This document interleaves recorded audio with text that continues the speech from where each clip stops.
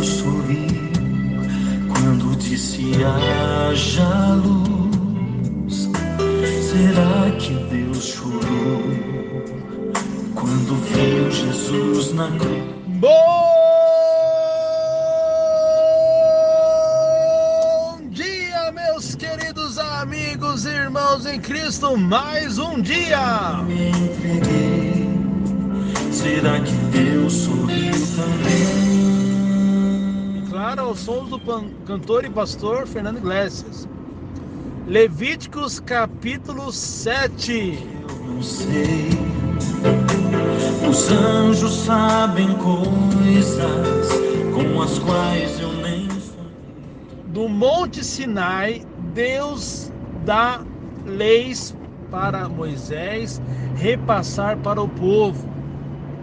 Leis com relação a sacrifícios em prol de remissão de pecados, da culpa, de paz e também de ordenação de sacerdotes. Como nós vimos bem no finalzinho do estudo de hoje, fez um resumão ali.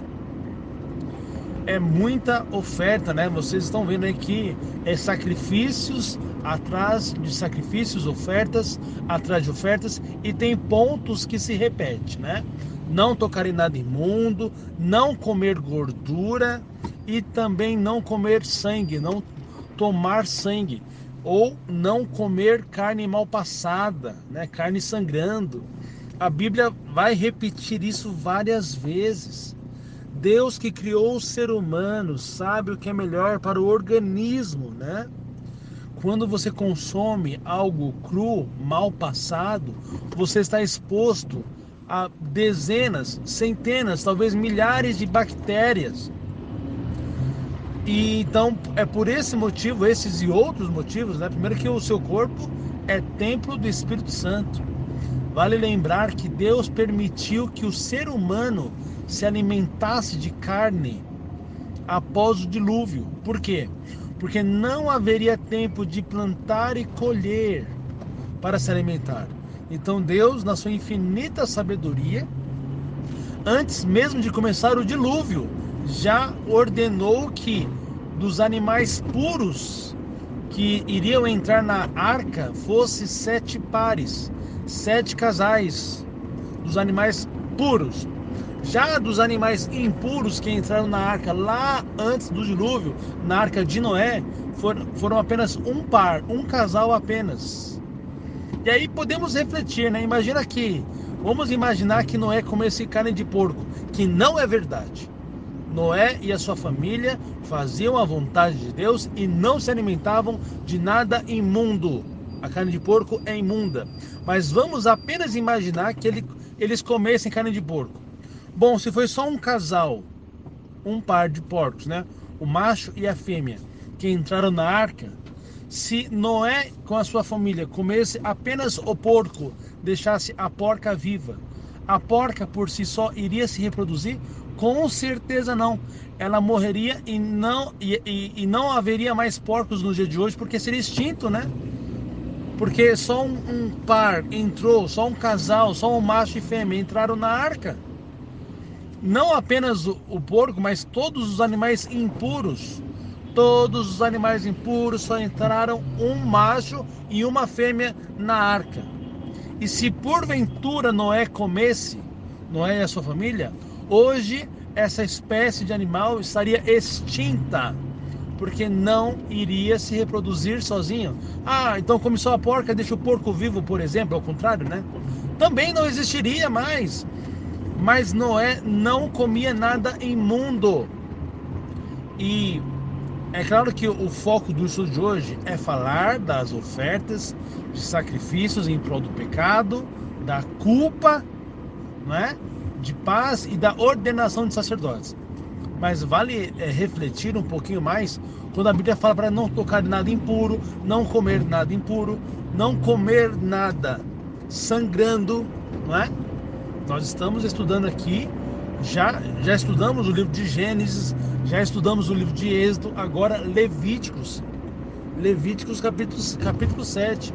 É muita lição que nós podemos aprender com todos os livros da Bíblia, com todos os capítulos da Bíblia. E quem sai ganhando com todo esse ensinamento somos nós mesmos. Quando nós entendemos que o nosso corpo é templo do Espírito Santo, eu não posso colocar qualquer coisa aqui dentro, porque em partes nós somos aquilo que consumimos. Se eu como qualquer coisa, eu acabo talvez me permitindo ser qualquer coisa. E não deve ser assim, não pode ser assim. Nós devemos sempre confiar que Deus tem o melhor para cada um de nós. E se Deus que nos criou o nosso organismo, o nosso DNA, o nosso intestino, sabe muito bem como é que ele funciona. Aliás, sabe muito mais que nós mesmos. A ciência sempre está atrasada quando comparada com a religião, por exemplo. Quando a fé... A Bíblia já dizia há muito tempo atrás que a Terra era redonda. Quanto tempo demorou para o ser humano descobrir que a Terra de fato é redonda? A ciência está anos-luz atrás, está atrasada. A Bíblia, que é nosso manual, diz que não devemos comer carne de porco. Já a ciência fala, não, é uma das carnes mais saudáveis que existe. Olha, para consumo humano não é saudável. O nosso corpo não consegue liberar as toxinas que adquirimos quando consumimos esse tipo de carne. Aliás, a própria carne do porco não libera toxinas que ela mesmo tem. Dos quadrúpedes, e vamos chegar lá ainda, tá? Eu estou adiantando um pouquinho, falando sobre Êxodo Levíticos capítulo 11, mas nós já vamos chegar nele. Deus escolheu dos animais terrestres aqueles que têm que tem um casco dividido e rumina, né? Os quadrúpedes, né? 4 patas que andam sobre a terra. Tem que ter o casco dividido. Ah, mas o porco tem o casco dividido. Tem sim, mas ele não rumina. Tem que ter as duas características. Tem que ruminar e ter o casco dividido. Rodrigo, o que é ruminar? É o ato de você mastigar e engolir. Volta a mastigar o mesmo alimento que estava mastigando, volta a engolir. Volta a mastigar o mesmo alimento que estava mastigando, volta a engolir. Isso é ruminar. Isso o boi e a vaca fazem. Ao liberar esse ato, libera as toxinas dos alimentos que eles consomem. Então, perante a Bíblia, né, a carne da vaca, do boi é pura, a carne do porco é impura. Ah, mas e os peixes, Rodrigo? Tem que ter barbatanas e escamas. Não basta ter as escamas e não ter barbatanas. É impuro se não tiver as duas coisas. Não basta ter só as barbatanas e não ter as escamas, a pele folisa do peixe. Perante a Bíblia, é impuro, é puro somente se tiver as duas coisas, escamas e barbatanas. Ah, mas eu gosto de comer ostra, camarão, Rodrigo. Isso, perante a luz da Bíblia, são coisas imundas e não devemos nos alimentar com tais coisas. É por isso que no estudo de hoje falou, né, mais uma vez, para não tocar em nada impuro e não permitir que tais carnes oferecidas a Deus em sacrifício não tocassem nada impuro também. E aí eu posso dar exemplo do porco, porque a Bíblia fala por A mais B em vários lugares que a carne do porco é carne impura. Ah, Rodrigo, mas você falou, mas aonde está falando na Bíblia que a carne do porco é impura? Eu falo, Levíticos capítulo 11, o verso 7 e o verso 8, Deuteronômio 14, o verso 8, Isaías 66, 17. O profeta Isaías chega a comparar a carne do porco com a carne do rato, e estão no mesmo patamar. A carne do porco e a carne do rato estão no mesmo patamar. Talvez eu esteja falando para alguém aqui que ama comer carne de porco, um torresmo, alguma coisa que, segundo a luz da Bíblia, é impuro. Veja, eu não estou aqui para te condenar. Cada um tem a sua necessidade, o seu desejo, as suas lutas, a sua tristeza e a sua dor. Mas de uma coisa eu posso ter certeza, que Deus, Ele quer me abençoar, Deus, Ele quer te abençoar, Deus quer nos dar a vitória, a paz, por onde quer que nós passemos, por onde quer que nós estejamos.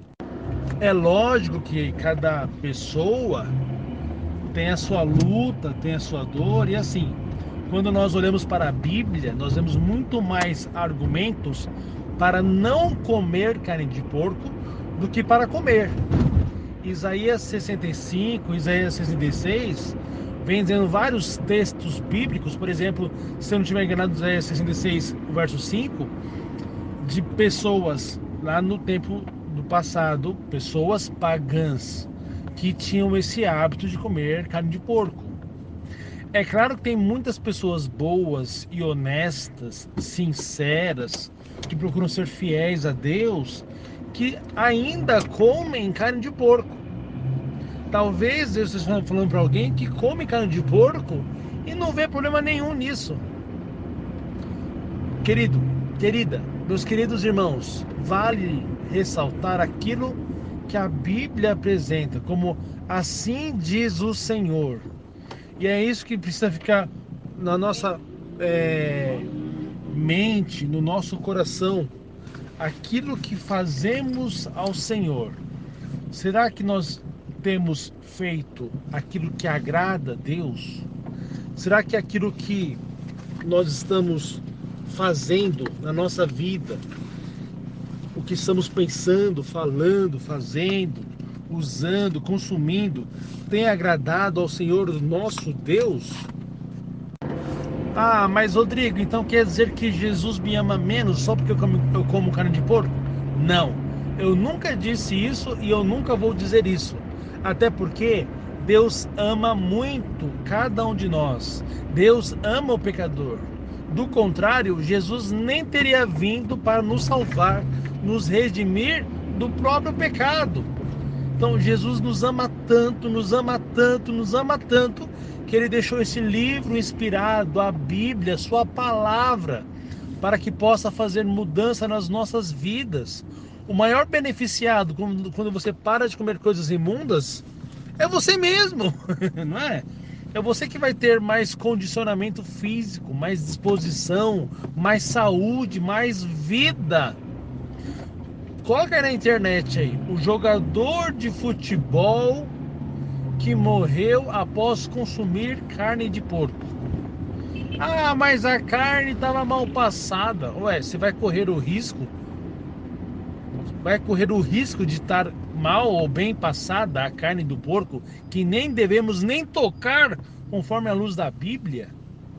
Bom, meu áudio já estourou um pouquinho, né? Passei, já deu mais de 13 minutos, mas é muito bom falar com você.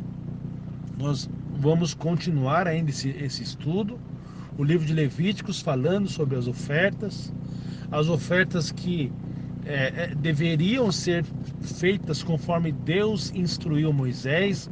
Moisés passava para o povo, passava para os demais sacerdotes, e é muito importante nós estudarmos isso para saber o que se passava lá no passado, naquele santuário terrestre que era modelo do santuário celestial. Hoje, Jesus intercede por nós no santuário celestial.